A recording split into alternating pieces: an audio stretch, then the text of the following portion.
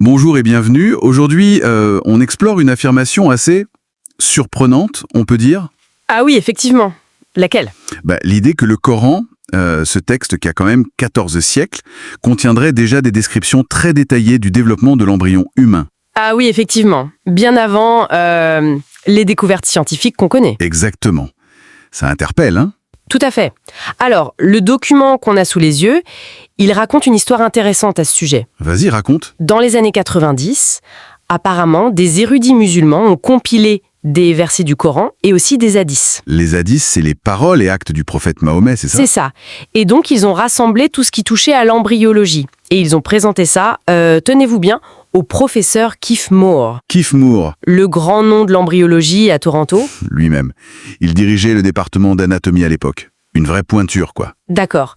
Donc, notre objectif aujourd'hui, c'est de parcourir ce que dit cette source, de voir les correspondances qu'elle pointe entre ces textes anciens et la science moderne. C'est ça, en se basant sur ce qui est rapporté, y compris les réactions de scientifiques comme Moore ou un autre, Marshall Johnson. On va juste rapporter ce que le document nous dit, sans jugement. Alors, par où on commence? La réaction de Moore, peut-être? Oui, bonne idée. D'après ce texte, Moore aurait été assez bluffé, on peut dire, notamment par un terme, halak. Halak? Ça veut dire quoi? Ça se traduit par substance qui s'accroche ou adhérence. Et en regardant un embryon au microscope, il aurait été frappé par la ressemblance avec une sangsue. Une sangsue? Ah oui, c'est une image forte. Ça s'accroche, une sangsue. Exactement. Et le plus étonnant, d'après le document, c'est que suite à ça, Moore aurait ajouté certaines de ses découvertes tirées du Coran dans son propre livre. Dans son manuel The Developing Human. Sérieux? C'est ce que la source affirme. Elle mentionne aussi un autre passage coranique sur la création, à partir de Nutfa Amshaj. Encore un terme technique. Oui, ça signifierait une infime quantité de liquide mélangé. Et là, la source fait le lien direct avec les fluides masculins et féminins. Indispensables pour la conception, quoi. Logique. Et pour la détermination du sexe de l'enfant, le document en dit quelque chose? Absolument. Il met en avant que le Coran, dans certaines sourates comme An-Najm et Al-Qiyamah, il attribuerait la détermination du sexe au sperme de l'homme, la nutfa ou tumna. Ah, intéressant. Parce qu'à l'époque, c'était pas forcément l'idée dominante, non? On accusait souvent la femme. C'est ça. Donc ça, c'était assez spécifique, d'après la source. D'accord. Et le développement physique même de l'embryon, les étapes? Alors, le document mentionne l'origine des organes reproducteurs. Il dit que le Coran situerait leur provenance entre le dos et les côtes. Et scientifiquement, ça correspond? La source fait le rapprochement avec le fait que les gonades, ovaires ou testicules, se forment initialement près des reins, donc dans cette zone-là, avant de descendre. D'accord. C'est un parallèle intéressant. Et il y a autre chose? Oui, il y a cette notion des 3 ténèbres. C'est dans la sourate Az-Zumar. Ça protégerait l'embryon. 3 ténèbres. C'est poétique. Qu'est-ce que ça représente? Alors, toujours selon le texte et l'interprétation qu'en aurait fait Moore, ça correspondrait aux 3 couches principales. La paroi de l'abdomen, la paroi de l'utérus et la membrane amniochorionique autour du bébé. Ah, oui, vu comme ça. C'est assez bien décrit, en fait. Et la chronologie du développement, les différentes phases. Oui, alors là, la source détaille une séquence décrite dans la sourate Al-Mu'minun. Ça commence par Nutfa, la goutte. De liquide mélangé, on a vu. C'est ça. Puis, Alak, l'aspect sensu, ce qui s'accroche. Et ensuite vient Mudga. Mudga, encore un terme. Oui, et celui-là est décrit comme une substance mâchée. Mâché, carrément. Oui, et apparemment, Moore aurait trouvé que l'embryon, à ce stade, avec ses somites, ça ressemblait un peu à une empreinte de dents sur de la gomme, ou du chewing-gum. Incroyable comme comparaison. Une substance mâchée.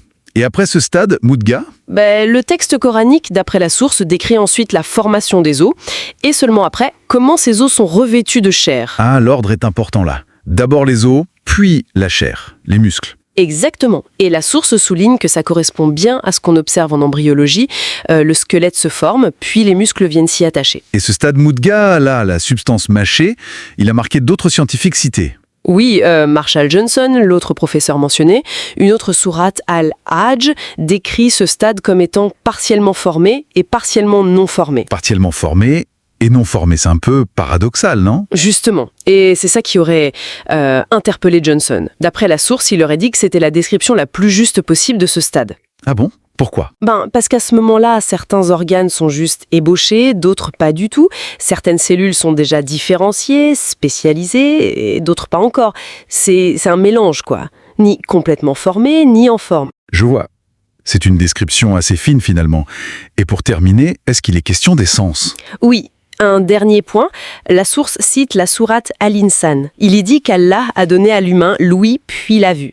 L'ordre est spécifié. L'ouïe avant la vue. Exactement. Et là encore, le parallèle est fait avec la science. On sait que chez l'embryon, le système auditif devient fonctionnel avant le système visuel. D'accord. Bon, si on essaye de résumer ce que notre document met en avant... Il y a quand même pas mal de parallèles assez précis entre des versets coraniques d'il y a 1400 ans et l'embryologie moderne. C'est ça. On a parlé de l'aspect sensu, alak, La substance mâchée, mudga, la détermination du sexe par le sperme, l'origine des gonades près du dos, les trois ténèbres, l'ordre os puis chair. et pour finir, l'ouïe avant la vue. Ça fait beaucoup de points spécifiques. Oui.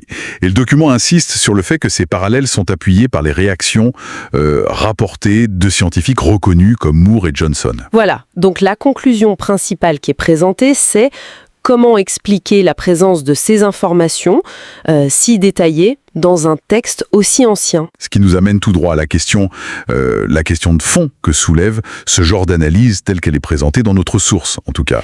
Oui. Comment analyser la présence de descriptions qui semblent aussi spécifiques sur le développement dans l'embryon dans un texte? D'une époque où, clairement, on n'avait pas les moyens techniques, microscope et tout ça, pour observer ces phénomènes directement. C'est une sacrée question, non? La suite est sur ma chaîne YouTube. Clique sur le lien dans ma description. Ou cherche simplement Max Univers 8. Je t'attends là-bas.